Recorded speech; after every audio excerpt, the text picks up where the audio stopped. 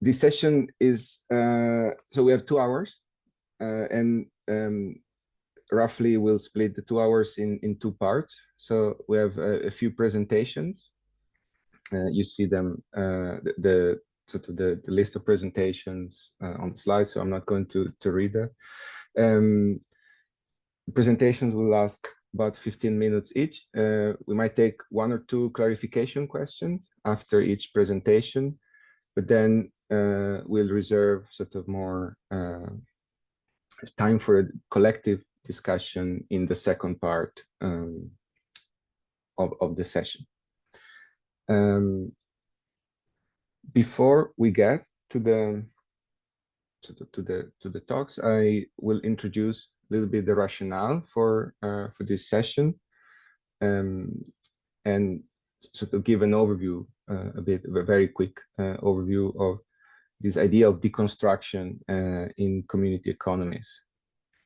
So, of course, as we probably all know, being familiar with the literature and the scholarship on community economies, the very perspective of community economies sort of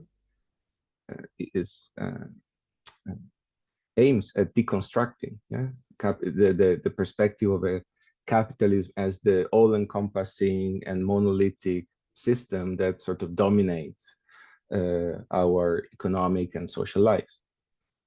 So deconstruction, in that sense, is very crucial in the perspective as looking at the broad system, right, and the role of community economies in that system.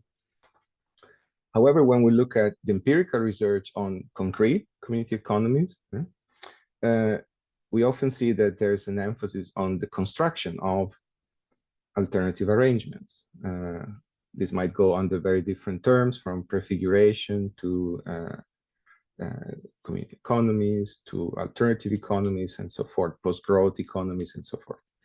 And various scholars have sort of reflected on this emphasis on the construction, and have suggested that perhaps there's an innovation bias in community economies research, whereby sort of we assume, or the scholars assume, that the displacement of configuration is somehow an automatic consequence of adding some sort of alternatives, right? Whether these alternatives are technologies, are practices, are values.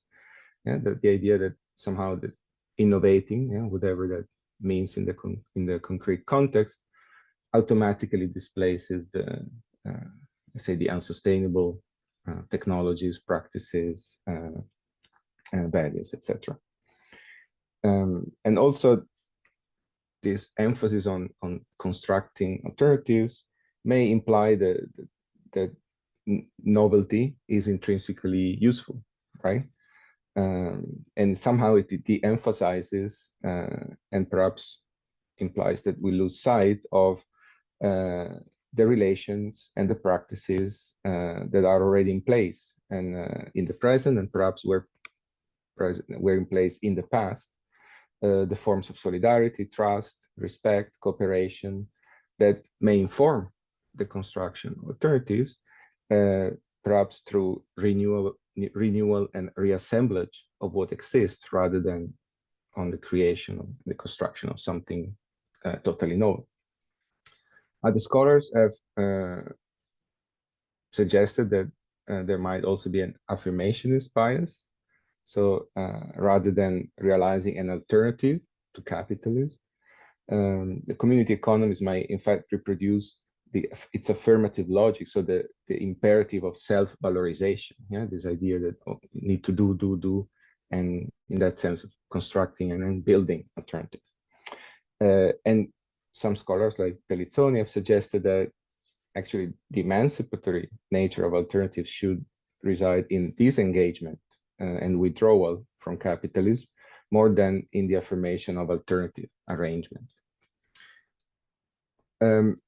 In various bodies of literature that connect with community economies, we see conceptualization of what we're calling here, in a very broad, using a very broad label, deconstruction.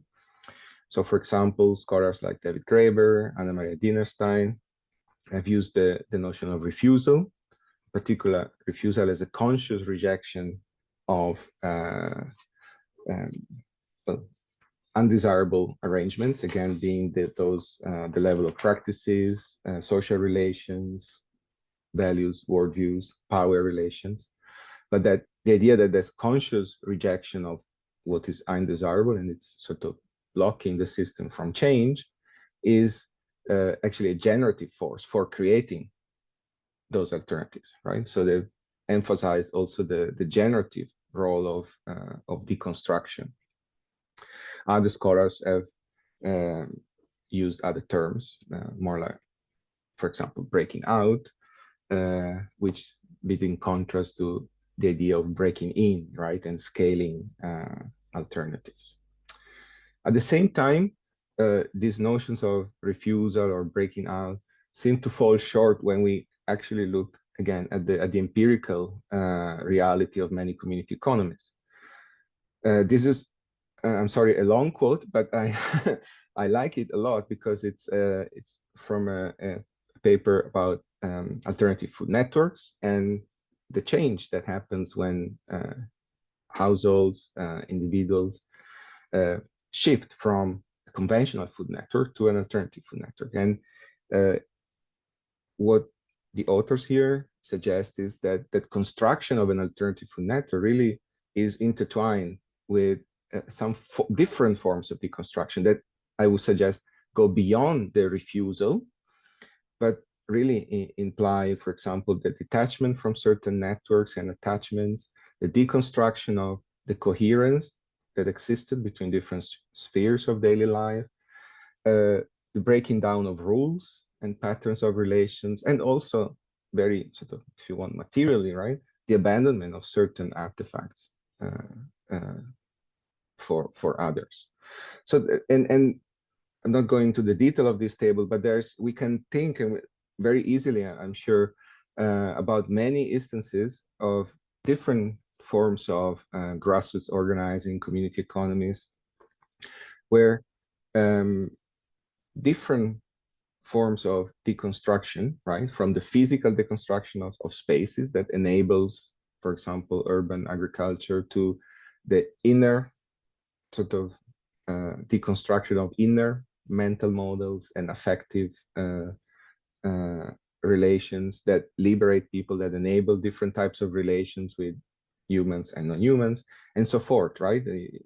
From the abolition of certain planning norms that enable the construction, for example, of self-built eco-housing, to the withdrawal from market relations that can enable a different way of the structuring of different economic relations, and the unlearning of exploitative relations that can enable other more common-based organizational practice. Just some examples of the range of different sort of forms of deconstruction that we can observe in community economies. In my own work, I've tried to sort of go beyond the idea of refusal while not abandoning it, but sort of trying to expand that, proposing that grassroots initiatives, organizations, community economies, that type of collective action from the bottom up may engage in what I call unmaking of capitalism, which is a broad range of interconnected and multi-level processes that are activated deliberately to make space for radical alternatives that would be incompatible with capitalist configuration. And here, together with my team, we've used different theories and concepts that have helped us sort of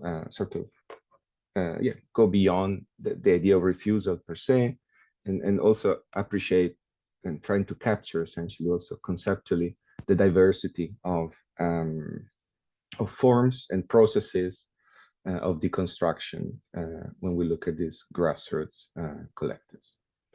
Now, back to our session then, having had this very quick sort of overview. the session proposes to discuss a number of questions, and these are some of those that were in the abstract. But I'm sure even more questions will be tackled by the presentations in a moment. So there's questions about conceptualization of deconstruction, but then at the empirical level, how can the deconstructive potential of community economies be magnified and built? What's the role, or what's the sort of the interlinkage between the deconstructive practices and the construction of community economies?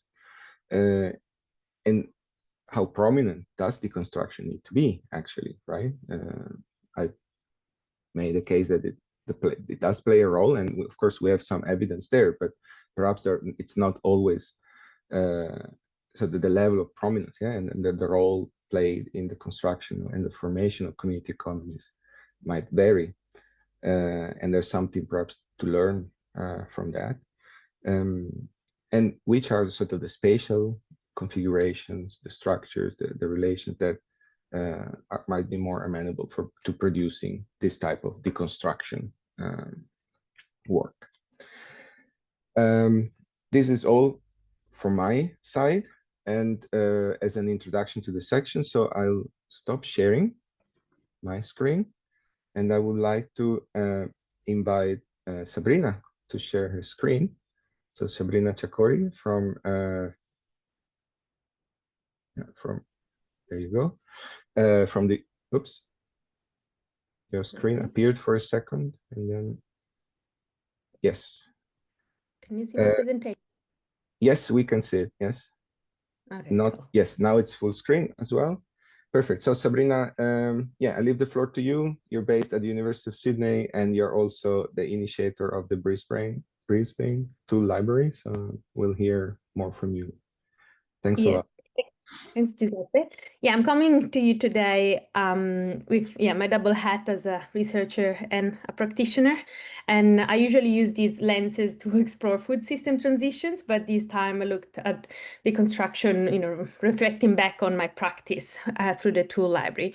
Just before I start, I just want to acknowledge the traditional owners of this land. So I live, work, and play in Gadigal country, so-called Sydney. And, when we talk about community economies, at least in Australia, we have a lot to learn from First Nations.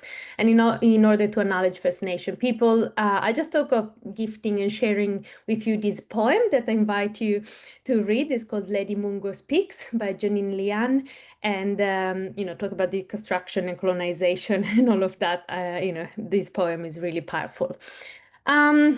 So I'm guessing that since the event, you're probably all aware and acknowledge the limits of the growth-driven economy and the subsequent impacts of the socio-ecological polycrisis that we're experiencing.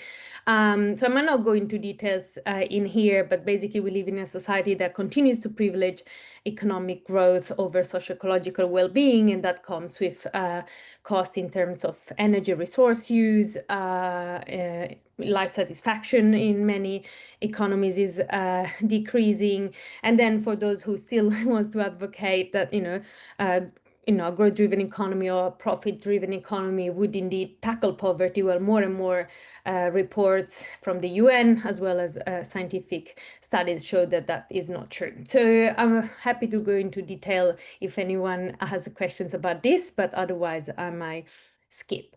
So, I come to this topic with my positionality. I was born in 1992, year of the first climate summit in Rio de Janeiro in Brazil, and since everything just kept deteriorating. But I come to it also with my scientific knowledge, and that led me to explore degrowth, post-growth as an economic system that would downscale the economic metabolism in terms of production and consumption, so that we can indeed, prioritize social and ecological well-being over, again, growth-driven goals. I just want to point out here that, post-growth or degrowth, and I will use them interchangeably today.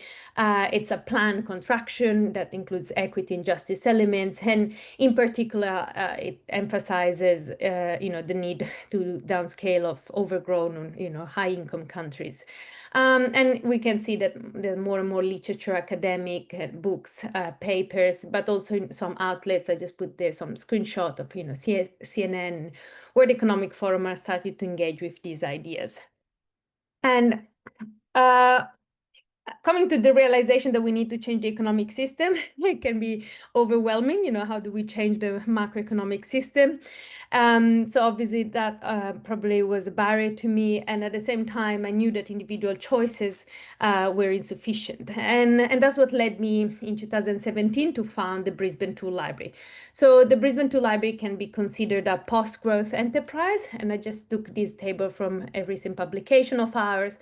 I'm not going through all these categories, but the way we summarize what post-growth enterprises could be or resemble are organization businesses that trade services and goods. They must have a legal structure that is not for profit, so that they don't have to compete goals of profit maximization and surplus maximization over other socio-ecological well-being. And then they might have other different governance and production principles, like such as need-based production or relocalization of production or diverse types of ownership more distributed across the organization. But so the 2 Library, from a theoretical point of view, could be post-growth enterprises. And in practice, what we do, as I said, it's really like a book library, but instead of book, people can borrow things. And just briefly, because I like to, give an idea of what we do in practice. So we rescue items from landfill directly, from Brisbane City Council recovery centers every 2 weeks, from people, from curbside, all kind of ways. Then we clean them and we check them, especially if they're electrical appliances. We have to test and tag them.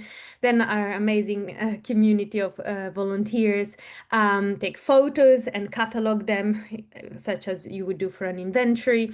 And then people are able to sign up online by a membership. It used to be annual, now is like there's different schemes in there. But anyway, from handed power tools to Christmas decoration to camping gear, people can just simply borrow most of our inventory every week.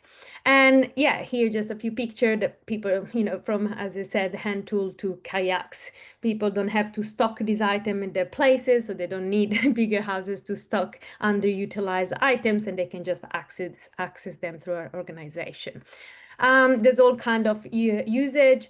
We had the student that built a kayak, a canoe for 2 years, had no prior skill of, making or crafting. We had an Iranian organization borrowing our gazebo for an event and all kind of gardening renovation. We also ran workshop because we realized that, in the neoliberal capitalist market, we are also losing skills that might be indeed useful if we want to access resources. That led us to lots of coverage and awards and recognition. And I put these here because it's important to see how we went from the operation to the changing narrative, and it may be also introducing into mainstream media, mainstream arenas, some new terminologies around degrowth.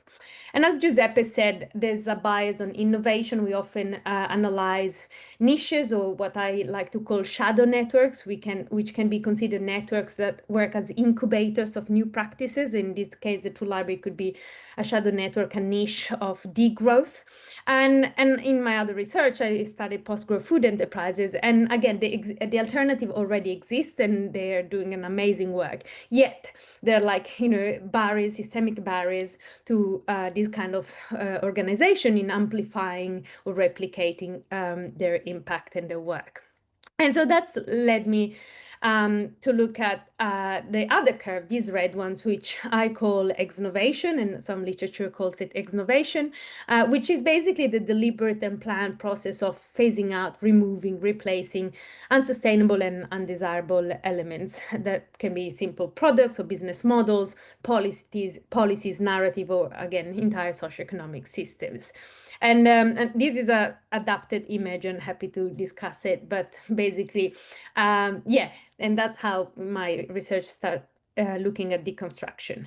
And on this, I would like also, maybe today to talk about it, because I will also use deconstruction and exnovation as interchangeably. Happy to have some linguistic hygiene done later on if that's of interest, but basically, as per today, at least I mean the same thing. So how is the tool library deconstructing, and what is it deconstructing? So the first thing that we are trying to phase out of is individual ownership. So we have the idea that if we need to decouple, absolute decouple the economy, then we're going to reduce our well-being and so on. But we're showing that with a community, a plan, sharing shared resources, not only we can dematerialize the economy, but we can actually continue to provide the same experiences, if not even more. So we are somehow trying in our niche to constrain consumption without reducing the use right. And this could potentially, in more research, might be required to investigate this, even reduce inequalities in urban centers, because instead of buying items, people can access them. They might go to camping trip or, have hobbies and craft activities that might have not been otherwise able to afford by buying the tools. So this is what we're trying to do, and obviously this sits within a degrowth perspective. We're also trying, I don't know, this is a question that I put in the slide, is it a choice or a necessity? But we kind of deconstructed need of money. Lots of niches or community economies often have to fundraise in order to, rent a place, or fundraise in order to pay lawyers and accountants and so on. What we ended up doing is that I realized early days that we would have never been competitive at the same level as other businesses or other enterprises. So instead of asking for, let's say, the money to then spend in the rent, I started at the beginning just asking directly for a premise. And or asking for lawyer services or pro bono, services from accountants. And that led us from 2018 to 22, so for 4 years, we were based in that building that you see there, which was the Queensland State Public Library. So we were the first, and we are still probably the only one in Australia, the first tool library to be located into a public library, and which that also meant reclaiming back, terminology like circular economy and so on in public spaces. And we kept doing that for everything. So we had all these years since 2017, pro bono lawyers, accountant, etc. So all these services would have not been possible if we had to fundraise for them. The question, to be honest, is, was it a choice or a necessity? Probably it was a necessity, and then we understood that was the only way to keep the organization going, and it became a choice. But this is not enough, right? And I put that triangle up in the corner to show that, sorry, I will just go back. We try to, exnovate at the meso level some aspects, but also we need to exnovate at a macro level. For example, even with the best of our intention, we remain just one tool library. We remain just, a dozen tool libraries maybe around Australia right now. So we need more systemic change, such as, for example, exnovating advertisement. And, from the UN Secretary General Antonio Guterres call to ban advertisement of fossil fuels, to the discussion around freedom of expression of private companies and freedom of reception, especially in public spaces. We need to have this discussion about undue level of advertisement, etc. And that, or increased level of free advertisement for organizations that indeed try to support social ecological well-being. Same with planned obsolescence. In my first slide, I said growth became an imperative in our society, and we came up with all these market mechanisms to keep growing the economy, therefore consuming resources. Planned obsolescence is one of them. Since the 80s, industrial designers and companies started designing products to reduce the durability of the product so that the consumer would replace them more often, creating more profits for the companies. That comes again at a social and ecological cost. So, ideas of exnovating or deconstructing planned obsolescence would be as easy as limiting, for example, in Australia, which is an island, the import of unrepairable goods or goods that don't fit a certain standard of life cycle. But obviously, there's way more to do, right, in terms of deconstructing the economy, going from GDP as the main indicator and policy objective to maybe adopting other indicators, shifting away from discussing waste to maybe discussing disposability, so how and why things enter the economy. So that lead us to dispossession and possession, or also from efficiency to sufficiency. So these are all discussion that we can have later. But the two library in our small niche, again, we show that we're not bringing any innovation in terms of material and technological innovation, but we're trying to at least innovate in terms of relationships and structure. So again, just to conclude, we try to deconstruct looking outward. So, deconstructing individual ownership, changing relationship with materials and so on. And we try also internally, flattening out hierarchies, again, not decommodifying the needs that we have internally. However, the question remains, whose agency and responsibility it is. Because of my double role as an academic, I can put words and I have the passion and interest to, also advocate, or I can see the two libraries also having a political role. But as a researcher who studied post-war food enterprises, lots of them said, we have our own business to run, right? It's not up to us to advocate, deconstruct, call for innovation, because that would, lead us to uncomfortable political position in society. So while these post-growth enterprises are doing their work, is it their role really to actively deconstruct explicitly or not, or is it just a role of advocacy organization? Should government do more? But we know also that there's political capture, so we can't really be too naive in there as well. And we also know that when we talk about innovation, deconstruction, we point straight away to resistance, and that can be top down. And again, IPCC reports show that top down fossil fuel companies and many others have all kind of technique to resist change, but can be also resistance from bottom up movements, such as the European Union farmers that backlash to unfair environmental legislation, and those resistance from bottom up levels of the population can also slow down change. So just in conclusion, I think that we can all just unlearn and undo while socializing new ideas and organize as a collective, because again, as I said at the beginning, individual choices alone won't lead us very far. And yeah, I like to conclude that, another word is possible. Niches and community economies are out there already doing and showing us that, a different world and society is possible. So again, we try as we can to resist and refuse the growth-driven system so that we can keep alive the idea of a non-capitalist society. Thank you. Thank you. Thank you very much, Sabrina. Also very well timed. I see you were pacing, but it's good. You made it. Is there perhaps one clarification question from the audience? We will leave the sort of the proper discussion for the end, so with all the speakers. But if I don't see any hand, sort of virtual hand being raised, so I guess it was very clear. Sabrina, thank you very much for now. So I would like to invite Alessandra to share a screen and her slides. Alessandra Piccoli from the University of Bolzano, giving her also her take on the deconstruction. Yes, we can see the slides. Thank you. Okay. So thank you very much for having me today. I want to present my work on making capitalism from within local food networks and sustainable transformation. This presentation, sorry. Okay, it's based specifically on this article that I published with my co-author Francesco Vittori and Francesca Oleri.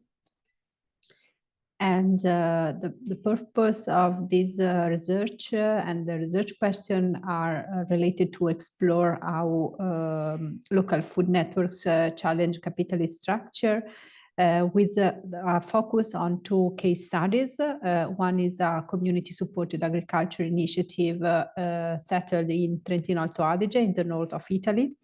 And the second is a participatory guarantee system initiative named Ciacampo in Lombardy, near Milan. And so the research questions that have guided our work are the CSA and the PGS experiences consistent with the proposition of Feola related to unmaking capitalism, and how does the empowerment process related to unmaking and transformative capacity of CSA and PGS models. So the theoretical framework we have related in this work is, first of all, this idea of unmaking capitalism, that is this process of symbolic and material deconstruction of the practice of the understanding and the meaning of action within economic activities. And specifically in this case, we are focusing on food networks, so food production from the initial step of the chain, so agriculture, to the consumption, so to the final part of the food chain. And this activity, this process of symbolic and material deconstruction is also supporting an empowerment of the people individually and collectively. Thinking about a first step of gaining the control over the process of food production and food consumption, so food production, food processing, and then consumption, the awareness of how this process is needed in the mainstream food market, in the industrial food market, and how it can be guided in another way through these alternatives. And the participation, especially of consumers in this chain. So the experience of PGS and CSA is basically combining these subsequent steps of obtain awareness, start to participate, and so gain control over the food production process. And then we are also applying a lens of community of practice. So there's groups of people composed by producer and consumers, and sometimes also and somehow also local authorities are sharing learning and are building an identity as a group, as a collective actor in this path to challenge the capitalist and the general industrial food market and food system. The methodology we have applied is basically participatory action research in both cases. I have personally conducted all the activities of research within the group of the CSA in Trentino Alto Adige. And also, I have also this combined role of scholar activist. So I'm a member of this group, and apart, I am also a researcher. And in this sense, we have co-constructed our knowledge and all the activities related to this experience, starting from the definition of the research question or the research plan for us, shared with the participant, so the producers and the consumers active in those initiatives. So basically, we have applied a qualitative research approach with interviews, focus group, and participant observation, or observant participation better, as we have been very in the field.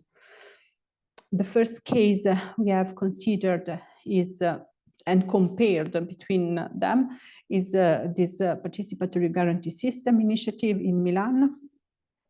The participatory guarantee system are peer-to-peer organic certification that are strongly challenging the third-party certification logic. Usually in organic production, there is an external entity authorized by law or normative rules to certificate the production of a farmer or an enterprise.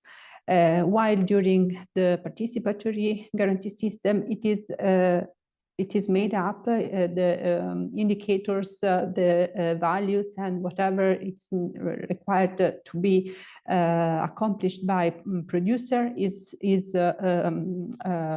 defined by the group itself. So the consumer and the producer together define what is relevant for the production and for having the certification. This, of course, is based on trust and create local networks, a strong connection between people acting within the same structure, within the same group. The community support in agriculture is a way to share risk and benefits of agricultural production between producer and consumers. It is again based on a strong trust between the parts, and it's creating a strong relationship and networks. It is an attempt to decommodify food, because people is no more paying for having a certain amount of food, but they are simply cover the cost needed for the production. It is really a challenge in this case, the community building process, because it is required a strong coherence between what is the practice on the field from the farmers, from the peasants, and what it is expected from the participants, so the consumers basically. What we have observed is an empowerment of all participants at different dimensions. First of all, individually, because it is required a critical awareness and especially an uptaking of responsibility, an organizational level with shared goals and coordination between the different actors within the chain, and at a community level with the creation of identity and the capacity to act collectively. So CSA and PGS are not isolated alternatives. We have a rich horizon of different initiatives related to food and to counteract capitalism, but there are also different internal critiques in our society that are going in the direction of support these experiences. They are generating this gray zone of transformation that is the deconstruction area. So they are, in this sense, able to prefigurate alternatives by creating this sense of strangeness to the conventional agro-industrial model of food production. And it is the first transformational contribution that they are able to offer. Of course, failures are part of the process, and the creation and the running of a CSA or a PGS is not the end. It is the process to create them that is meaningful for this action of transformation, of making strange the normal way of production in agro-industrial food system. So concluding, unmaking capitalism is a very long-term and collective process that can be partly supported by those experiences. The empowerment and community building is a very relevant and needed part for this process, and those models offer valuable lessons for sustainable transition in this direction. First of all, as an example of possibilities that so they are showing that other ways are possible, and this is the most important contribution. I would also just open a window for future researches and issue that I'm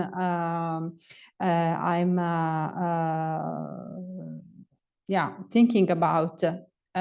First of all, this interconnection between individual and collective empowerment. I'm also curious, maybe other of you could support my thought in this during the discussion. Individual and collective empowerment are not always aligned.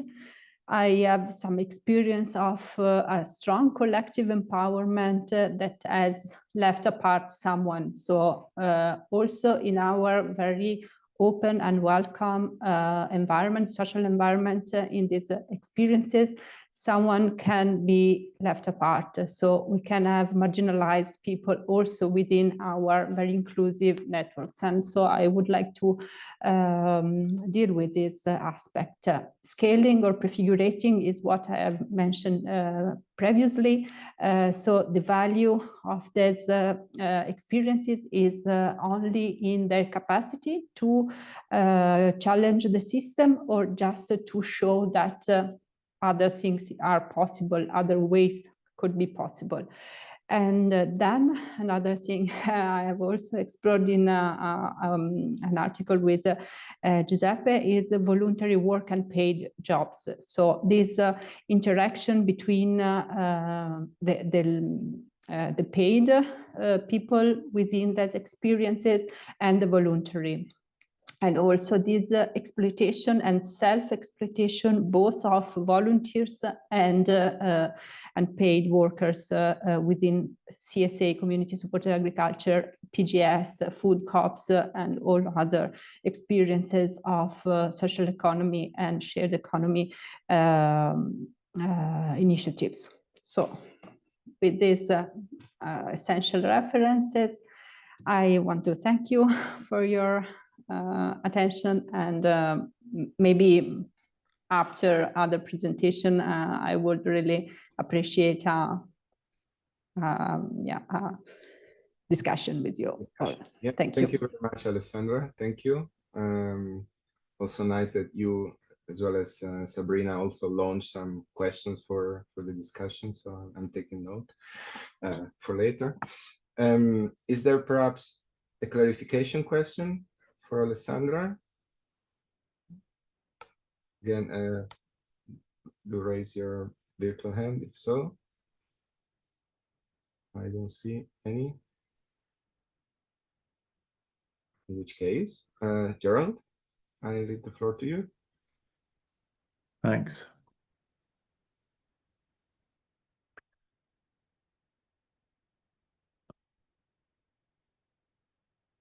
Okay, excellent. That should be sharing now. Yeah, thanks also, Giuseppe, for giving me the chance to explore some of the empirical thinking behind our conversations about deconstruction and what's drawn us here. I'm primarily interested in community out of these three terms: community, economy, and deconstruction. And so the question I'm going to be asking through this presentation is, what does taking a lens of deconstruction change about the approach to what's happening in the community initiatives that I am researching? And I'm going to have a deep dive into one particular initiative. I always find it very helpful to ground it in the empirical, but there are a lot of theoretical conceptions of deconstruction that are going on in the background that I will try to draw out by the end. Okay, so to begin, before we get to the empirical example, there are some truisms. When you say you're a researcher who's obsessed with community, there's some truisms that you find in general work on community research. That community needs a border, that community is quite homogeneous, community is epiphenomenal in the sense that it's actually reflective of underlying structural or societal conditions in some sort of way. And a take from social movement studies, which is that for a community initiative or a movement to really gel and take root, it needs some sort of external threat to enable that community initiative to kick off. Now, I say truism, but actually I hold quite a lot of these in under critique, to say the least. And the example I want to talk about is really problematizing some of these assumptions that exist there. I'm interested in a community that has a form of porosity at its border that is characterized by a sense of diversity within it, that is itself an active agent of change, not just reflective of underlying structural conditions, and that itself and it doesn't require an external threat in order to kickstart it. It can be itself the prime mover, in a sense, active agent of change.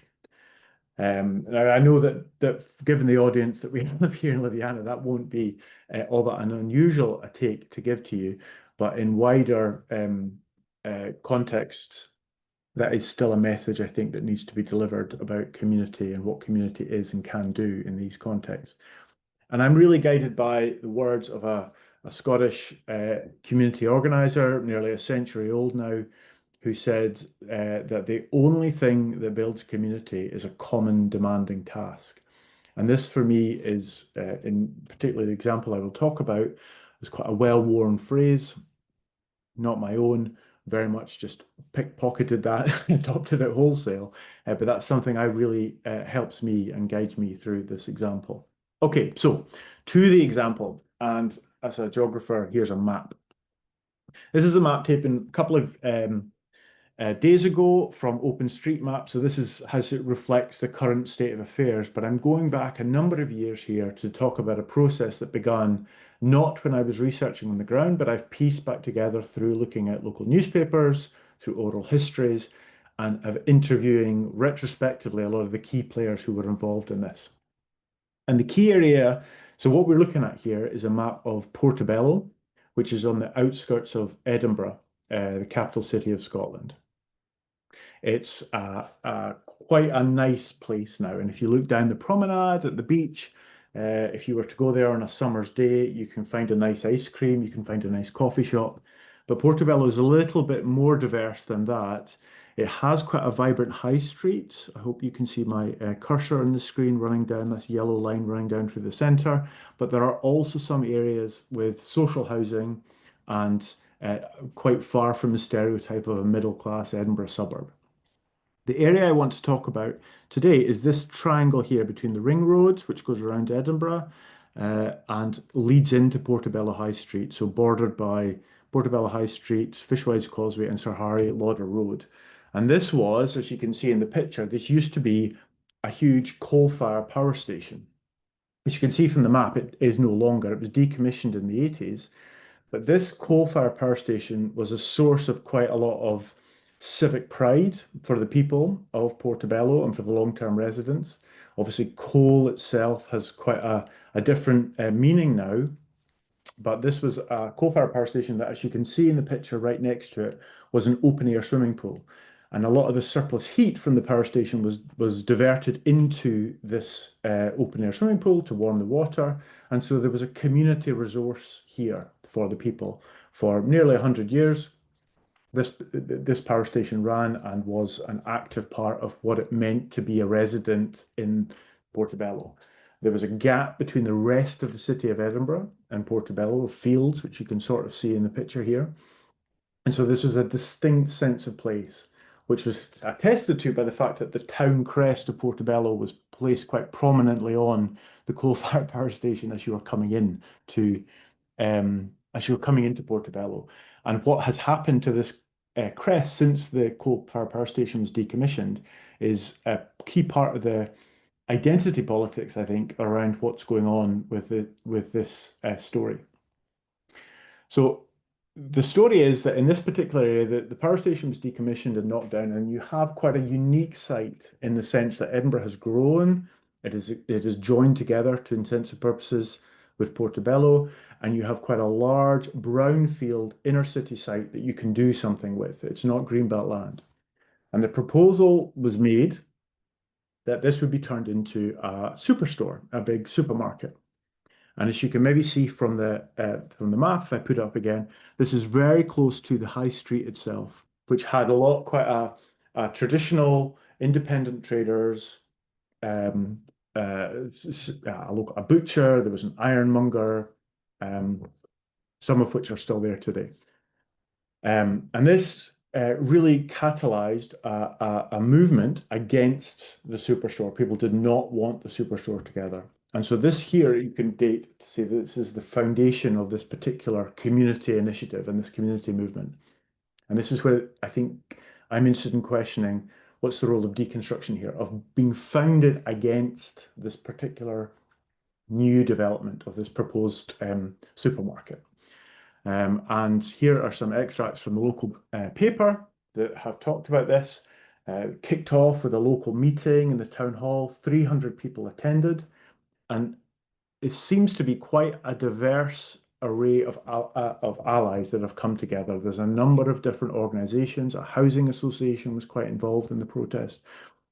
It wasn't just high street traders who you could say were maybe motivated by self-interest. They wanted to keep their independent shops going on the high street, and they didn't want this out-of-town shopping centre to take over.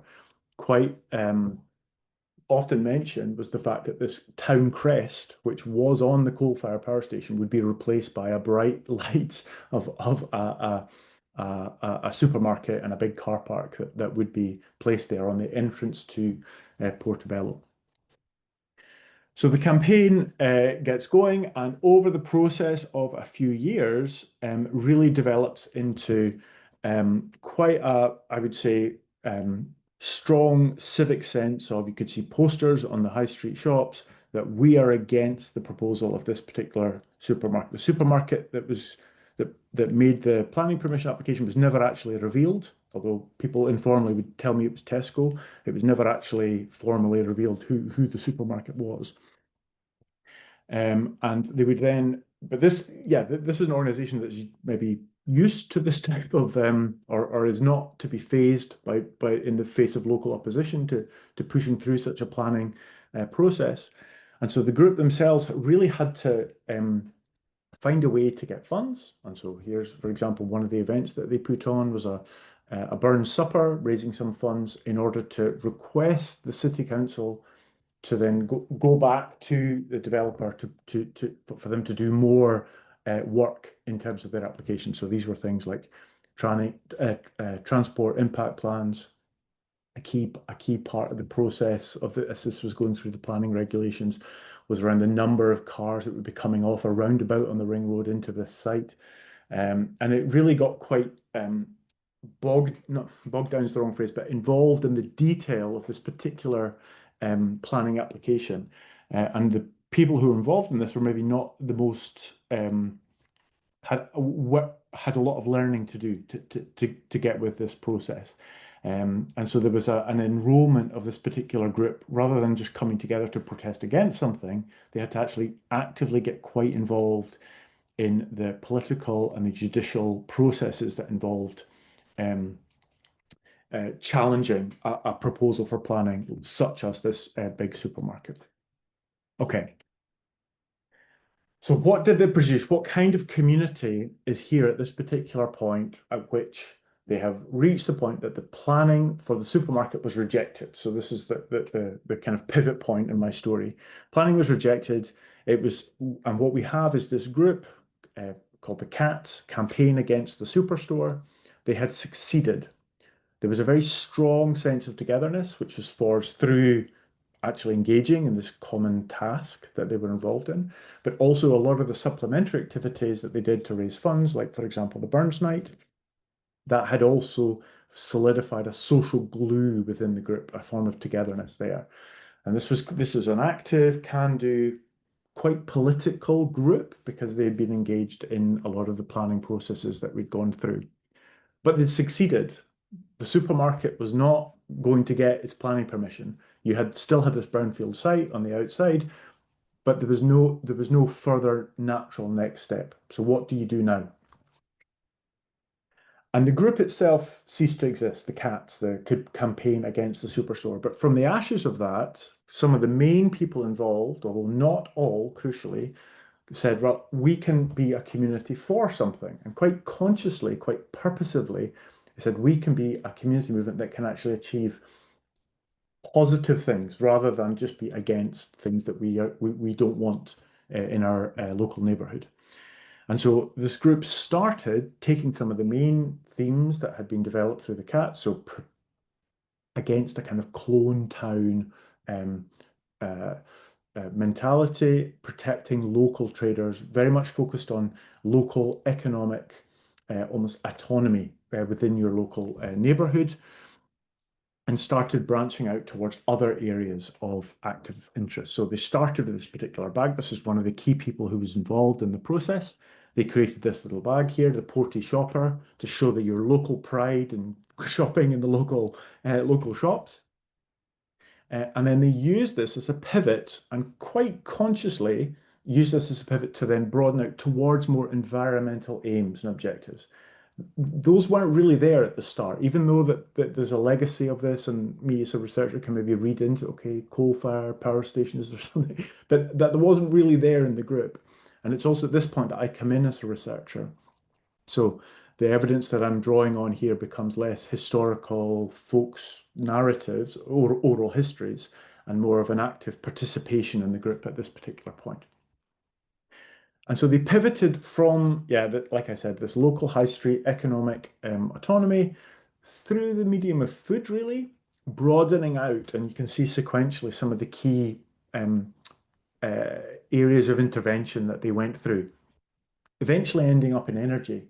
And they've become quite an active group within not just Portobello, but Edinburgh more widely, in terms of doing new and innovative, environmentally just activities within the neighbourhood.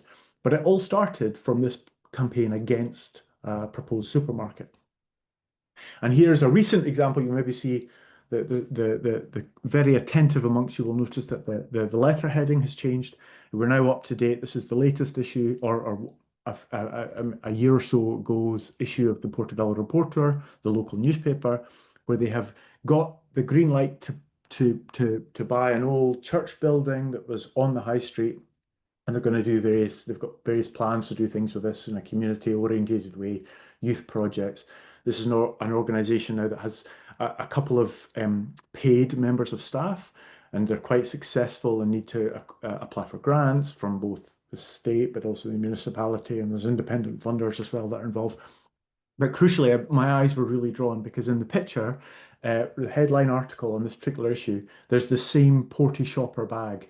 And that was the real pivot from the campaign against the supermarket towards what this community group are doing now. Okay, so there's a huge dose of caveats here with this particular case study. This is just one case study, and I've done, even the research that I've got from it is not at all a comprehensive overview, although it is quite involved, and there's a whole range of interviews with key people that I'm drawing on here. But from what I've seen here, and I would be interested to hear reflections if other people can say this, similar things, is from a community group that in the first instance was very focused on deconstruction in terms of unmaking. X-innovation, maybe you could say. We do not want massive superstores in our neighborhood. What we want is the small local independent traders. This is community focused against. But the new group, which has brought in a lot of these environmental aims and objectives, tends to be actually, I would say, a lot more homogeneous. There's less of this eclectic groups that have come together around one particular common demanding task. It's a more self-selecting group. But the task orientation is still there. And so there's a double deconstruction, which is one we've heard about in the two talks before, and Giuseppe also talked about it, which is around deconstruction as a form of unmaking. But there's also the deconstruction, which is in, sorry, it's a Liviana session, so I have to get out the end of capitalism, as we know by J.K. Gibson Graham, where they talk about, in the book, about the influence of Derrida and of unsettling these binaries.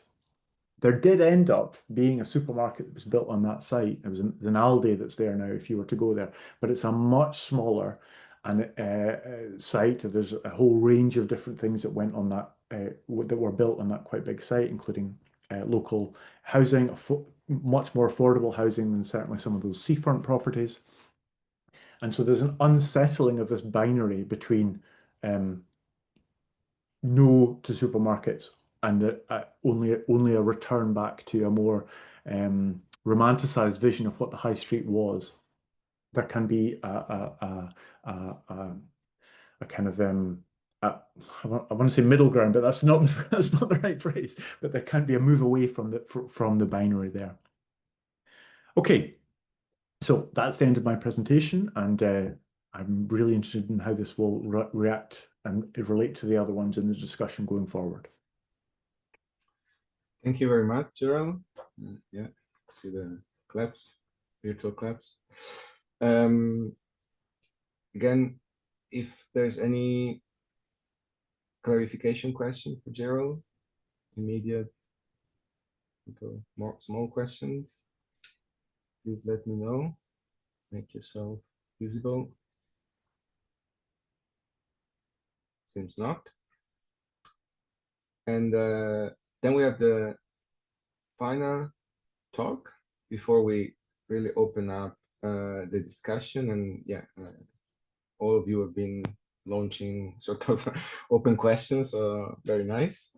And yeah, the last paper is presented by Peter North from the University of Liverpool. Hi, Peter.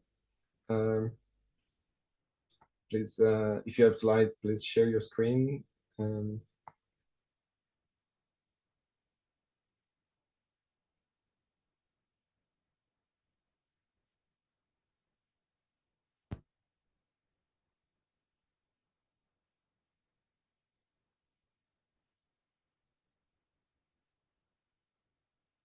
You're muted. Yeah, doesn't matter. I've only got one slide, so okay. Doesn't really matter anyway. So this is a very, very different presentation. It's about something that happened when I was 18 and affected me very, very, very strongly. It's about Poland, it's about solidarity, and it's about self-management.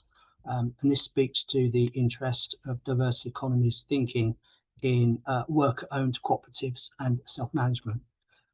So for those that don't know, in August 1980, the management of the Lenin shipyard in Gdansk tried to shut Anna Valentinovits, World War I orphan, single mother, skilled trained driver with 30 years experience, for editing and ostentatiously handing out copies of the Coastal Worker Samizdat Bulletin, which she edited and in which she accused management of the shipyards of corruption. She was 50 days off retirement, but she was also a union activist with a pedigree going back to struggles on the Baltic coast in December 1970. The nation was shocked. Her fellow workers answered back by occupying the shipyard, demanding that Poland's communist leaders come to hear their concerns, which was the custom in the People's Poland, and they did.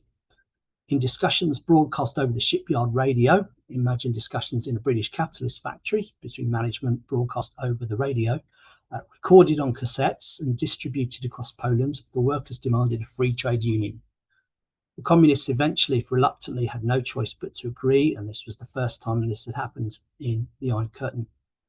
In the coming thaw, 9 million Poles joined Solidarity, which had become more than a trade union, but a mass social movement demanding the right for workers to be involved in the management of what was supposed to be socially owned socialist enterprises, which they called self-management, and more widely for freedom. So this was a massive process of deconstruction and a massive process of construction. Participation in this democratic movement was the first sense of freedom, that people could be self-actualizing human beings that many adult Poles felt in their lives. This was refusal of authoritarian socialism. It was breaking out to something new for freedom, but it was also generative. Poles looking back at that time talk of a spirit of carnival. They were hopeful, emotional, optimistic, soaking up a new feeling of possibility, but they had no blind trust in self-proclaimed leaders. It was necessary to speak to massive crowds who wanted to decide for themselves. Workers at shipyards smashed the stereotype of the dumb prole. They were thoughtful, intelligent, conscious of their place in society. Gdansk and Szczecin were cities with a new morality. No one drank or caused trouble. Crime was reduced to zero. Aggression disappeared. People became friendly, open, helpful. They were not motivated by wage demands, but by dignity. There was enormous thirst for knowledge, which was manifested in a flying university where discussions took place in people's homes, in churches, and the like. Looking back, people remembering that time say, we didn't ask people where they came from. It was a place they came to because they wanted to participate, because they wanted to achieve something better. I was incredibly inspired by those times. Billy Bragg wrote a wonderful song where he talked about watching history being made in the Lenin shipyards tonight. It inspired then and it inspires me now. Then in 1981, the tanks rolled. The communists declared a state of war, arrested and imprisoned many activists and destroyed the union. I remember really closely to that day how that affected me. Attacks on the streets of Poland was one of my earliest political memories. We're told in diverse economies thinking that we don't take enough account of failure or of the forces arranged against us, which will inevitably crush that which we're looking to do. Isn't this a perfect example of hopeful initiatives being crushed by forces of reaction? Diverse economies thinking doesn't yet fully engage with the legacies of authoritarian state socialism. It was developed in the United States and Australia when organised Fordist capitalism was being replaced by what was called first disorganised capitalism and later neoliberalism. Quite rightly, J.K. Gibson Graham critiqued meta-narratives of capitalist domination in favour of more hopeful, non-paranoid ontologies that stress opening your eyes to the existence of actually existing alternatives, focusing on developing them, strengthening them, spreading them. Recently, important papers by Lucy Savova and Artemis Siva and others. I notice Peter Jalika is in the audience here today. Hi, Peter. In what we've called the Politica Collective, have moved into this blind spot by pointing to the ways that alternatives around food growing, a lot of resonances to the papers today, DIY and the use of household remittances show that capitalism is not dominant in the former ECE. ECE was never uniformly communist and it's now not uniformly capitalist. I want to look at something different in this paper, which is a chapter from a forthcoming book I'm doing, where I want to look at the deconstruction of existing state socialism, but also the construction of alternatives. And this speaks to diverse economies' interest in worker cooperatives, which in state socialism were very, very well developed. So in a post-capitalist politics, Gibson Graham examined the Mondragon cooperative as a source of hope against the dominant meta-narrative that cooperatives are hopelessly inefficient, they don't last. That's why there's so few of them. If cooperatives are so brilliant, why are most SMEs out there rather than cooperatives? Of course, that's not the case everywhere. Some parts of the world, Northwest United States, California, Argentina, there are plenty of cooperatives, but the critique does land in places where worker self-management is confused in the popular mind with the disgraced authoritarian socialism, with the Colcotts, with the State Farm. Diverse economies thinking perhaps needs to think through how our ideas land in places where the red flag flew over a Labour camp. The eruption of the Lenin shipyards in August 1980 didn't come out of nowhere. Poles knew what it was built on. It's a hopeful story of self-management to be resurrected from ECE after the deconstructions of war in 1939 to 1945, Stalinism 1948 to 1956, a brief thaw and hope in 1956, subsequent bureaucratization with more uprisings in 1968, 1970, 1976 and 1980 to 81. So 1980 to 81 came out 68, 76, and 1970. In 1989, we have another period of deconstruction or shock therapy, where what we might call the lingering smell or the haunting of what neoliberals say was communism still had problems. So I'm going to quickly talk through these 4 phases of deconstruction and interesting historical ideas we can take from that. So picture Poland in 1944 when the Red Army is coming through. Bourgeois Poland had been annihilated in what you might call a genocide. It was a genocide by the Nazis, but also by the Soviets who invaded Eastern Poland in 1939 and destroyed Polish elite in the Khatin forest. The subsequent liberation or occupation, depending on how you want to call it, of Poland in 1944 meant that Poland's capitalists, Germans, Polish, Jewish, have been exterminated, expropriated, or expelled. It doesn't get more destructive than that. People responded positively in what were called leaderless factories, which were organised from below by the workers in ad hoc bottom-up works councils and shop committees to keep production going, manage reconstruction, and provide the basic means of survival in the land devastated by war. What was left of the productive forces fell into workers' hands here. Nobody needed to be expropriated by the workers. They'd been expropriated by war. The state held these recovered socialist enterprises in trust, but the workers managed them as the newly established communist state wasn't in a position to do so. The new government insisted that shop committee representatives should be on the management board of the enterprise. Any enterprise with more than 20 workers should have an elected shop committee. In many ways, this is familiar to us in diverse economies thinking. It's much like Argentina after the crisis of 2001. In 1946, Polish industry was nationalized. In Argentina, people called for the nationalization of the popular economies. But with the onset of the Cold War in 1948, Stalinist centralizers gained the ascendancy, and a 3-year plan of reconstruction aimed to eliminate the market mechanism and private property, which were seen as relics of the old system and barriers to social and economic development. This led to the creation of a Soviet-style command economy, forcing through industrialization. Worker self-management was replaced by one-man management and a brutal authoritarian labor code, to say nothing of people being sent to labor camps in the Soviet Union. Stalin died in 1953, and there was a brief thaw, and then things start to get interesting for diverse economist thinking, because the state introduced from the top workers' councils, and they were at a level that we don't really see in other places. It was a bit like the Soviet Union in 1917, Poland in 1944, Argentina 2001, in that workers took the initiative at times and set them up without waiting for official permission. But the 1956 Act legalised this and permitted a workers' council if the majority of workers wanted one. It's to act in line with the production goals set by the National Economic Plan to increase efficiency, cut costs, address the welfare of workers. By 1958, there were 5,600 of these. All the main factories had their own workers' councils. The relationship with the trade unions was unclear. The enterprise manager was nominated by the government, but their appointment must be approved by the council, and the enterprise manager couldn't be part of the council. All workers needed to be able to vote and have access to the meetings. The enterprise manager could veto workers' council's decisions, but in the case of a dispute, both sides would go to the government for arbitration. So at the end of the day, the Communist Party would decide. This is far from a situation in capitalist businesses where wage slaves do as they're told by bosses and management at the altar of profit and efficiency. Might this have been a post-Stalinist Polish road to socialism? People were hopeful in 1956, but perhaps unsurprisingly, communists, acting like Stalinists do, resisted this challenge to its political monopoly. In practice, the council's responsibilities were circumscribed, subordinated to the party bureaucracy.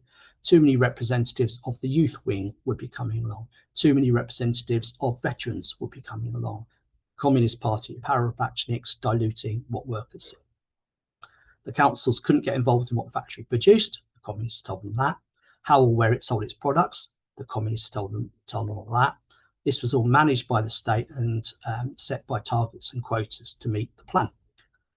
They could not choose where to source raw materials. They couldn't fire superfluous or useless employees.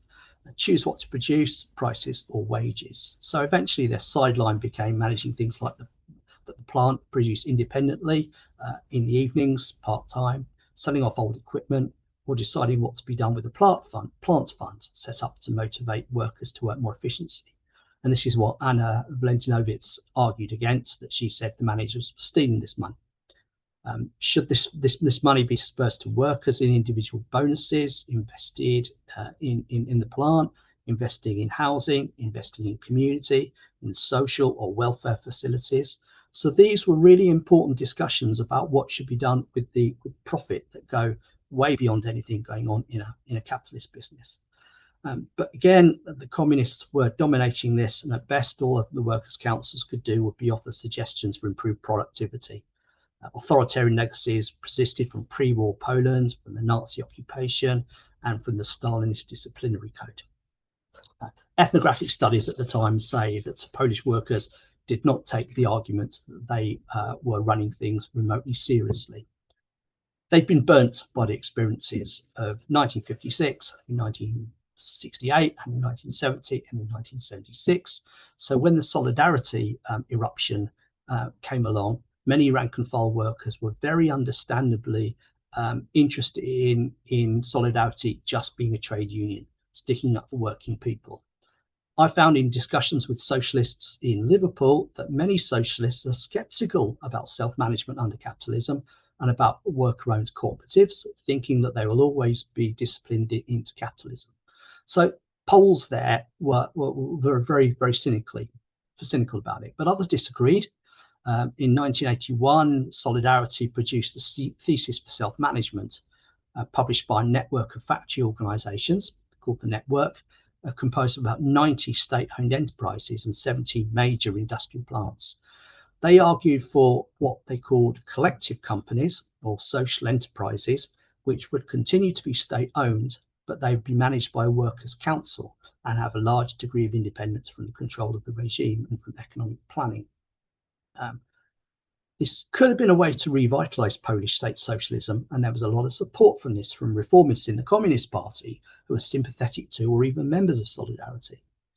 In practice, in terms of revitalising socialism with a turn away from the command economy to the market, what the network did was discuss making enterprises independent of the state and giving workers a voice, but in reality, they concentrated far more on marketisation. They'd been reading perhaps a little bit too much Hayek at this point. So their ideas of economic democracy were less well developed. A second, more radical conception of self-management was advocated by Solidarity's anarcho-syndicalist left wing, the Lublin Group, but it was composed of people from across Poland. They argued for a combination of workers' self-management and socialist planning, but the socialist planning would be managed not by the Communist Party, but the workers, the factories would be run by the workers through self-management councils rather than by a enterprise manager appointed by the communists. But particularly, they wanted there to be a second chamber of the parliament, the Sejm, which would be a national council, which would organise the socialist economy for the benefit of the whole working class, not just the people working individual socialist enterprise. There's always a debate about cooperatives, is what happens if you're in a well-funded, well set up, very profitable cooperative, you'll be in a good position. What if you're in a poor area, you don't have the resources to hand, you're going to be a little bit more problematic. So the communists there in the Lublin Group engaged with those kind of ideas in quite a complex way with this idea of the second chamber. Things were starting to get out of control here. It's hard for revolutions to remain limited. Many of Solidarity's more pragmatic workers felt that they thought they'd learned the right lessons from Poland's history. No more pointless uprisings where everybody gets killed, deconstructed in a very, very unpleasant way. But others said, look, this isn't working. Should somebody else take over? As people said in Argentina and as people are saying in Britain at the moment. Given the passions over the summer and into the autumn of 1989, a third perspective developed: Poland as self-managed republic, which is independent of the Ruskies. Things started to get very, very, very anti-Russian. It's no longer going to limit itself within the geopolitical realities. Things got out of hand. The tanks rolled, and the communists argued that they were being responsible, saving Poland from a worse fate, which would be Soviet invasion. So after martial law, communists who are sympathetic to reform and Solidarnosc's free market wings, admirers of Mrs. Thatcher, gained the prominence. Self-management was seen in Poland as a beautiful socialist utopian, but completely unrealistic dream, best dispensed of at the altar of economic efficiency. Marketization was stressed rather than workers' self-management. The communists were intellectually convinced that state planning and the command economy had failed, and the market is the only way forward. The communists would argue that they were managers of socialist enterprises. They had become de-ideologized managers, got with the program, understood what needed to happen, and were happy to help with the transition to a free market. They would become entrepreneurs. They knew how to run things. That is the way forward. That many in the Communist Party had agreed with Solidarity's ideas for self-management, which were being very, very well developed under socialism, forgotten it. All communists were written off as totalitarian, pathological Stalinists. The economy minister summed up the position. I remember how various Americans were coming to talk to us about what they hadn't been able to do in the US and propose them to us. My idea was, try these out for yourself first. To me, it's important. It's obvious that as Poland become free, it'd be most idiotic to carry out with some third path. Self-management and cooperatives were seen as the quickest path from the second to the third world. And then final thing I want to say is that this still lingers. So in my research, somebody said to me, who was an activist on the Green Left, there are people we don't talk to. This is something I wouldn't say publicly, but I can tell you, talking about a cooperative future for Poland, there's no point talking to people who were born in the 50s and were 18 in 1989. They've been brainwashed by neoliberal ideology. I'm one of the products of this kind of schooling.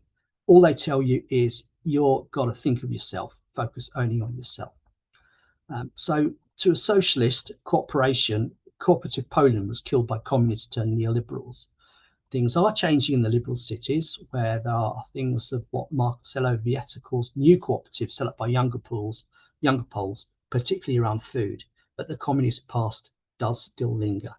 So today's Polish left talks about Poland's 19th century cooperative tradition of Nordic social democracy, doesn't talk about worker self-ownership. I think diverse economist thinking needs to engage more with the impact of communism and revolution and great disruptions, and reclaim some hidden traditions in unlikely places like solidarity, in the same way that Gibson Graham looked at Mondragon. So I'll leave it there. Great, thank you, Peter. Yeah, again, the virtual claps. Think it's time to open the floor for questions. I think there's there have been various questions put forward by the speakers in their presentation, but of course, there were also the questions that were launched in the abstract of the session, and any reaction, comment, further questions, challenges are very welcome. I think it's I see various connections between the talks, but for me it's time to shut up and leave the floor to a lot of participants who've been listening and haven't spoken yet. And of course, among the speakers, it's also fine to ask questions and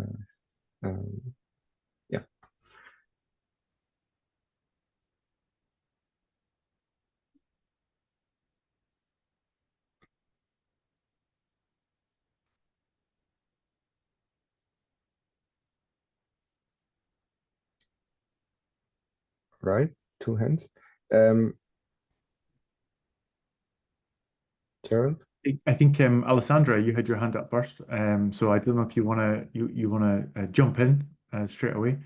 If anyone has any questions they want to put in the chat, feel free to do that, or put your hands up, and then we can maybe just take questions as we go through. For me, just to say at the outset, both an organizer and a speaker, so there's double abuse of privilege here. But I really love the fact that 4 talks that were quite rich in empirical detail, but very different in different ways, and that can be quite useful in terms of focusing in more closely on the actual question about deconstruction itself, I think. So for me, that's an interesting facet of this. But yes, sorry, Alessandra, please go ahead. Thank you. Thank you very much for these really great groups of presentation.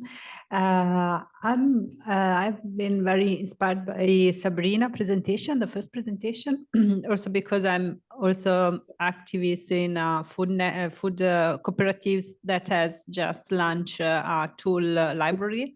So I'm very in the process of creating a tool library. And I would like to start some reflection related to this combination of initiatives. So the synergies and how they could arrive at a systematization of action, co-action in this process of deconstruction and reconstruction of something new, also prefiguration of something new. And I wonder always about this role of scholar activist, and as Sabrina is this kind of person too, let's say, I really wonder about the role you, Sabrina particularly, but also all the other person here, both presenters and participants. So which is the role of scholar activists in supporting maybe also this creation of synergies and in the reflexive process of systematize the action of these initiatives? I hope that is clear.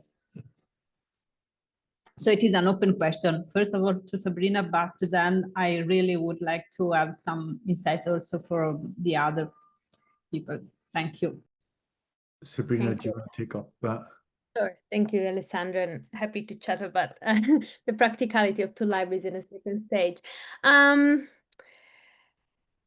The role of the scholar activist, and and how then this kind of work can be amplified. Of course, it's a difficult one.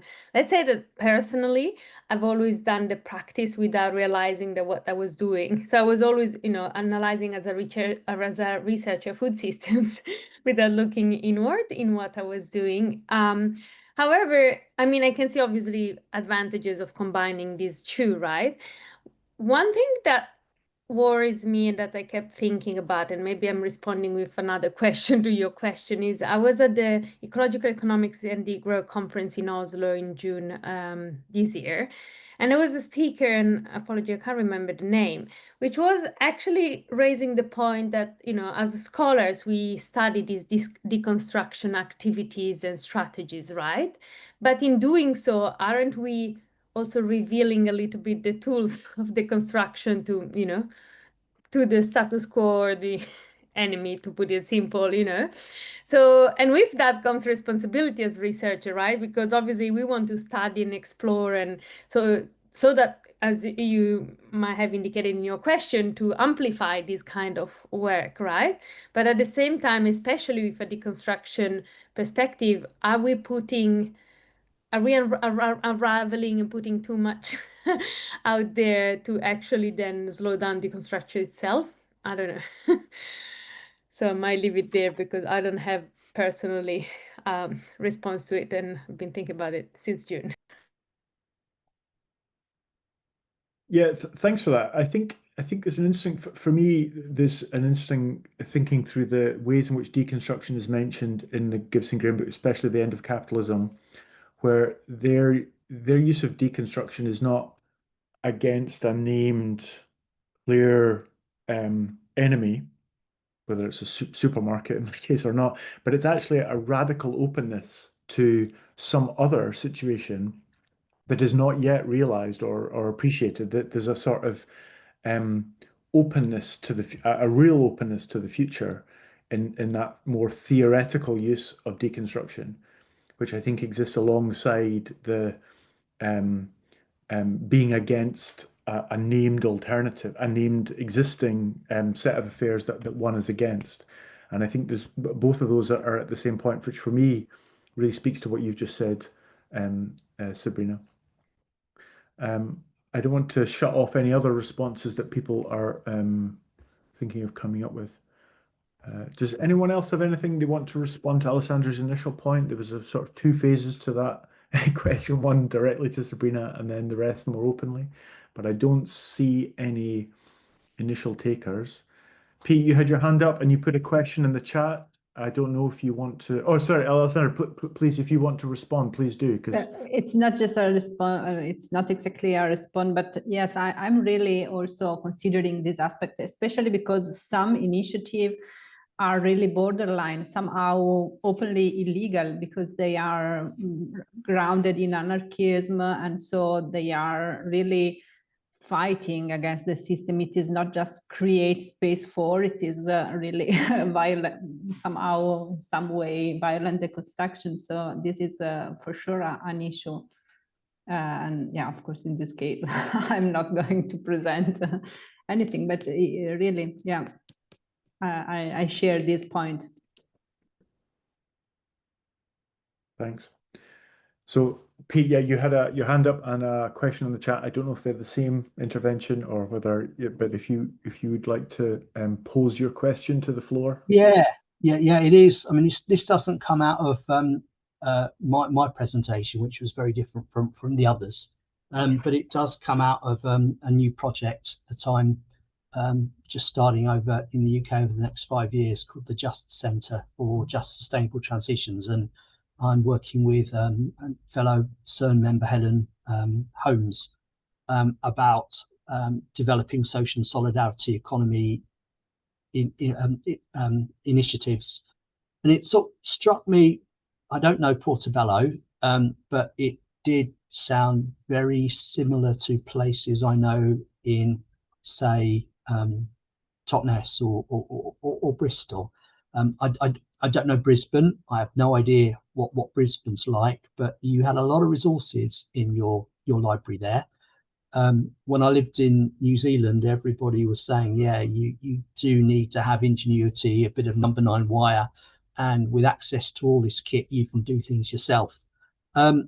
We had an example of a supermarket that was introduced to a local community in Liverpool called Toxteth, and there was no opposition to it because people were saying there is nothing there to be destroyed. This is a really, really difficult place. And what you've actually seen is the generation of small businesses around that place because a market was created by the supermarket coming in there. So is this an agenda for sort of fair places where there are a lot of community resources? If you take a sort of asset-based community development approach here, does this fit more in places where there are resources that you can identify?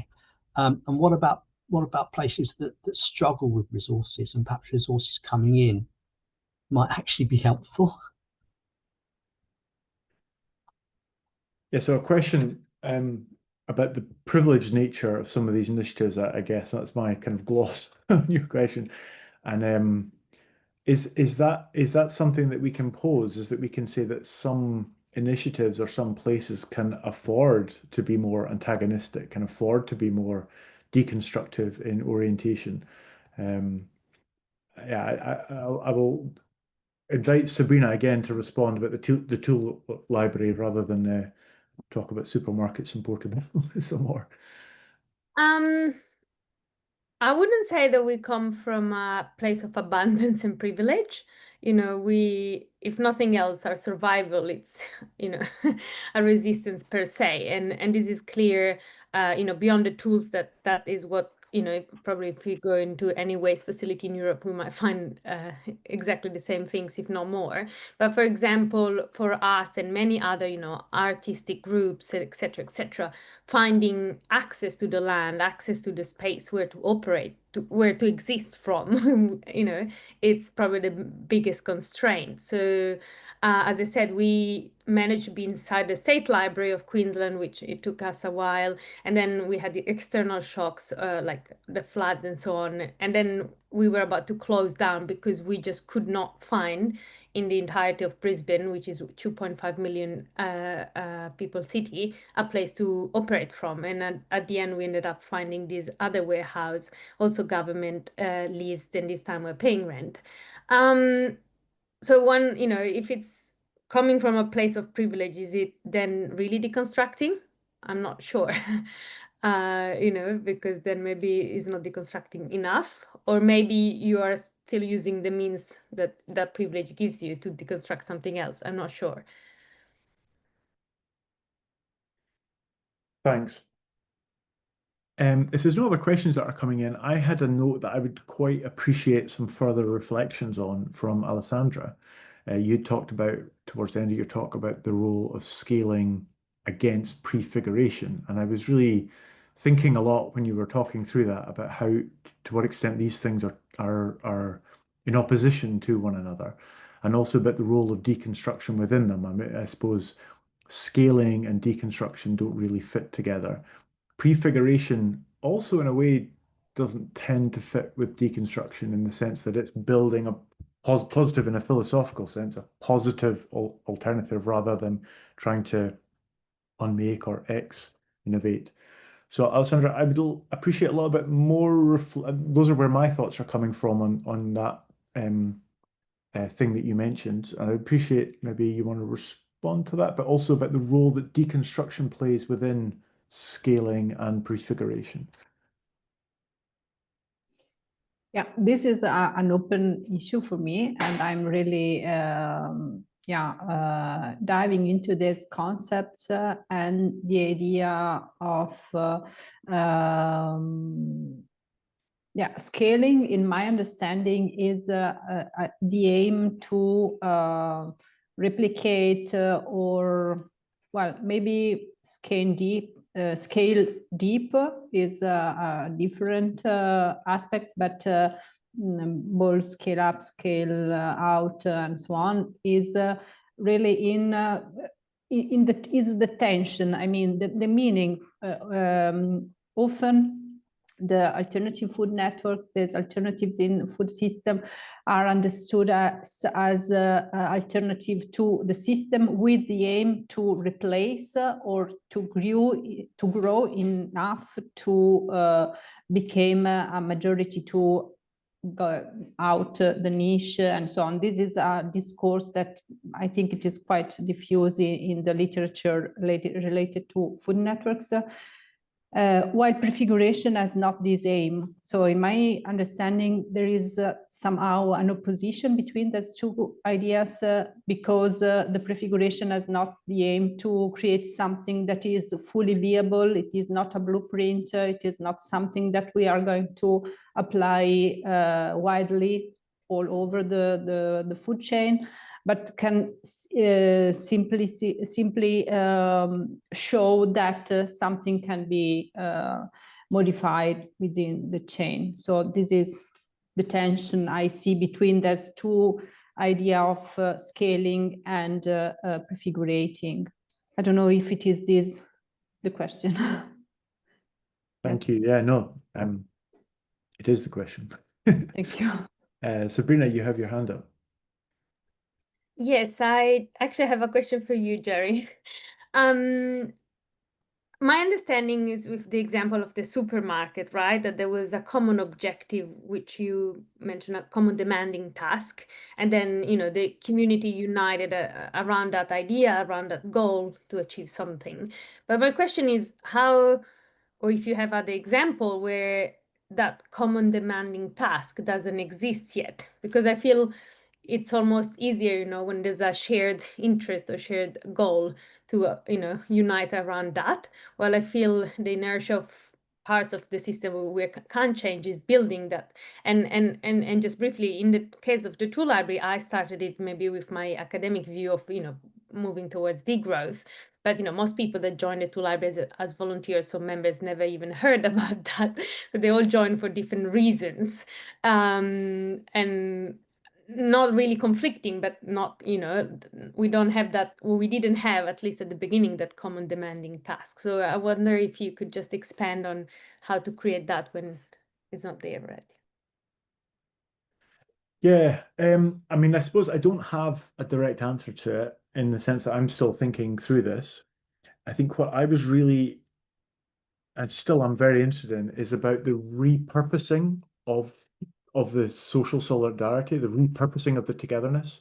So the togetherness, and as I said, I was piecing this together historically, so interviewing people who were involved but dropped out, and people who were involved and then joined the new initiative. But there was quite a conscious decision to say, right, well, we've achieved what we came together in order to do. What next? But there was an appreciation of still needing to have a task in order to draw those people together. And I just was very intrigued by that, and then have been kind of setting off lots of theoretical, okay, so yeah, for me, there was a kind of it's more of a series of active questions rather than, yeah, okay, this is the answer.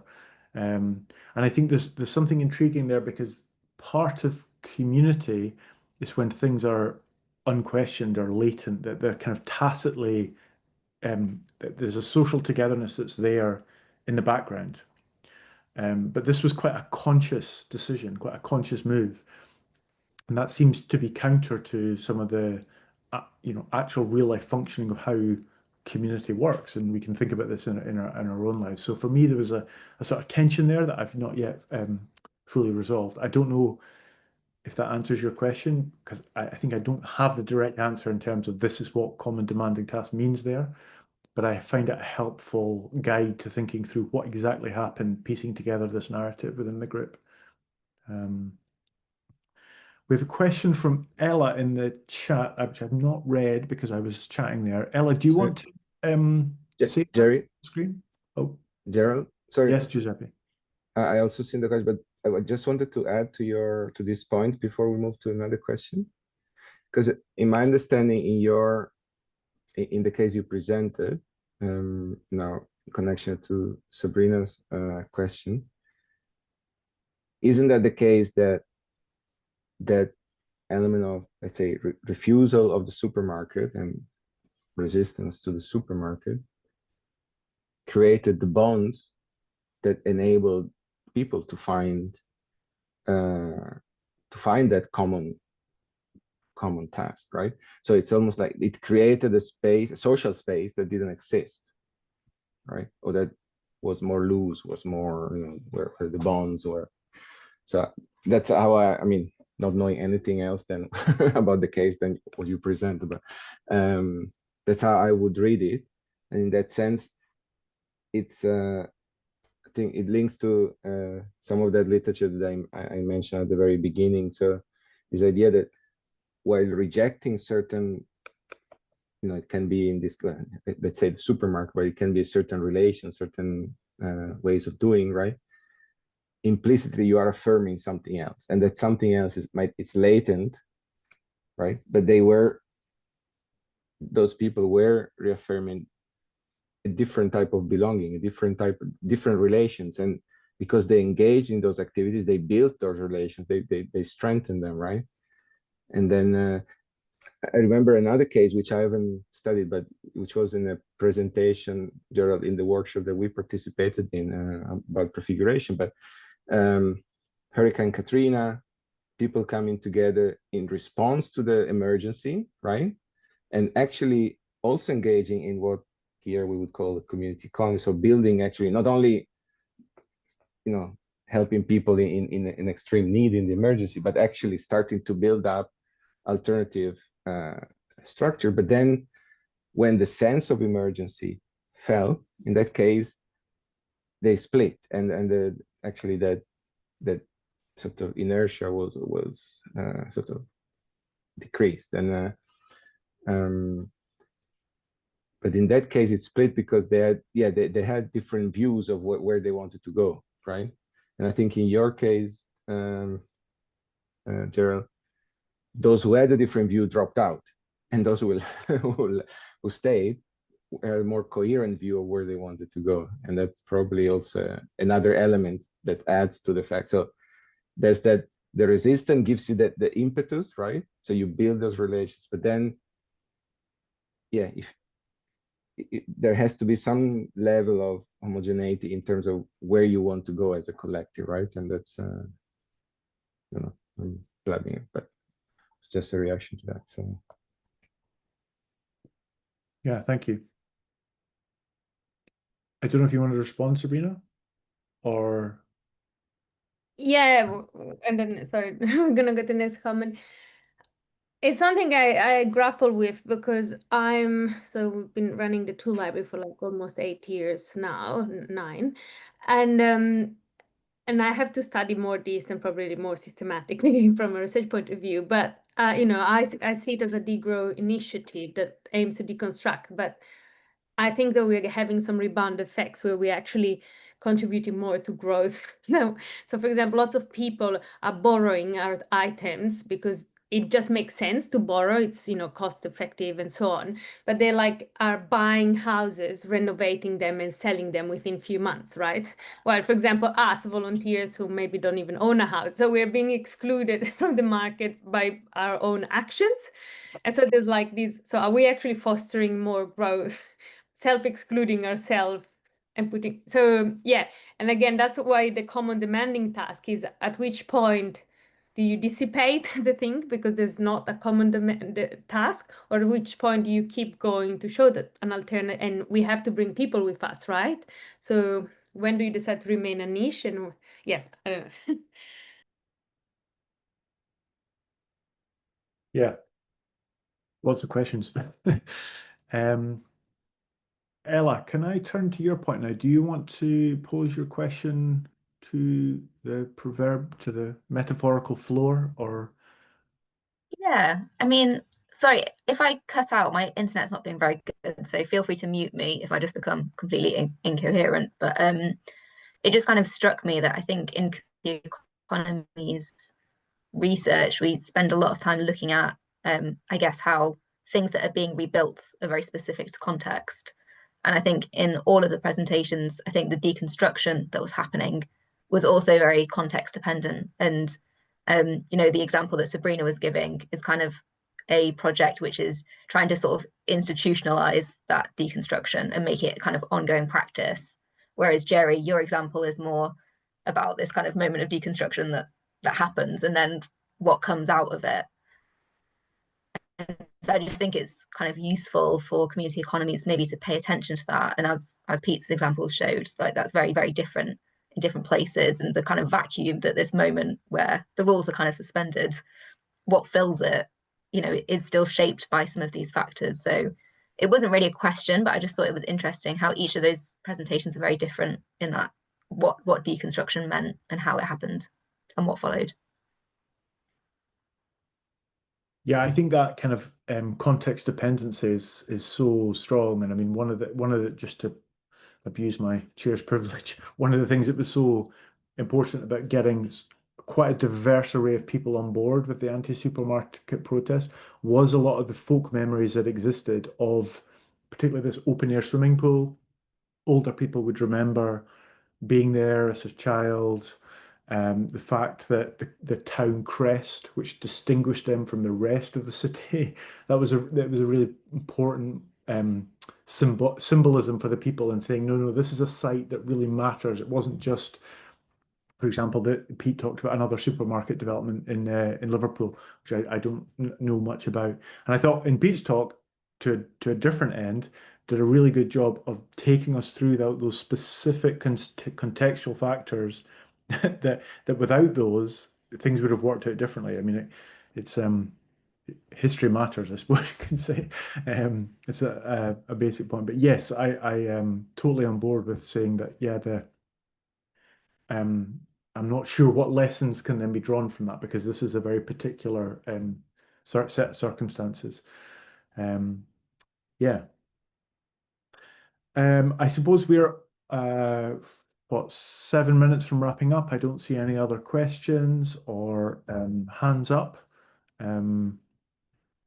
Is there any last words that people want to say before we? I might just one very brief point, because as thanks, Ella, I think it is indeed interesting to maybe analyze further all the cases, because Jerry and Pete, you spoke a lot about displacement, and like there was a strong connection to the land and places, where another layer for many of us, especially in academia, that we get displaced and follow jobs around, is we don't even have, and I'm not a geographer, right? We don't have that memory of place or connection to land. So again, how to rebuild that common demanding task to keep consistency when we are the subject already being displaced, and we have still to resist and react. So yeah, so there's maybe a geographer can help responding to that.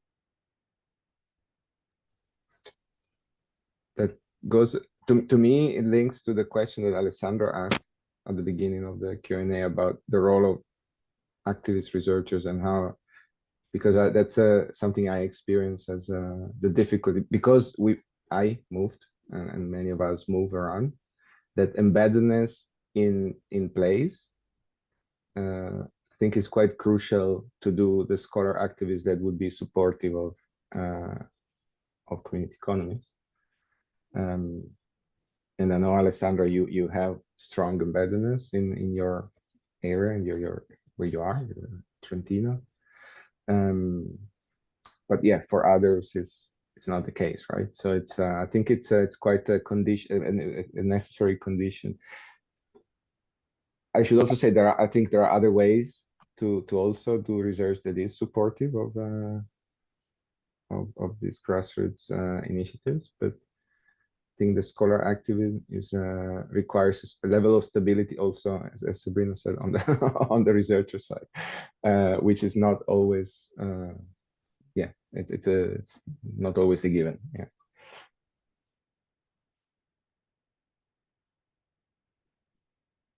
Yes, exactly.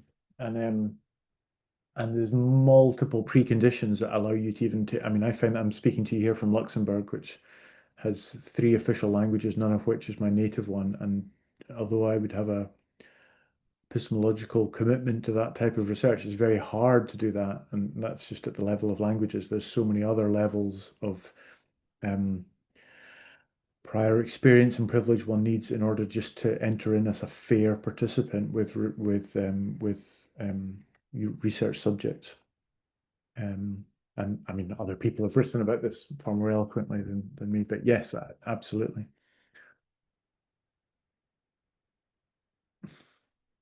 Yes, I think I'm getting the eyes from Giuseppe, so I think I know. Oh, we're close to the end, so perhaps it's if there's no more questions or comments, I think probably thank everybody for talks and the discussion. Yes, thank you very much, and do get in touch if you have any further questions. This is a set of conversations Giuseppe and I have had, that we met at a workshop Giuseppe mentioned, and that we will continue to explore this particular line of inquiry in different ways, and what those ways are. We have a radical openness to how those will materialize and take shape, but do get in touch if you also have some interest in exploring these ideas together. And if those who spoke and had slides, if you would like to share them, please send them to me, and I can share them with the participants. And we have the list of those who registered. Yeah. All right. Well, thanks a lot, and well, hopefully see you in some other settings and occasions. All right. Thank you. Bye. Thank you very much. Bye, everyone. Thank you. Bye.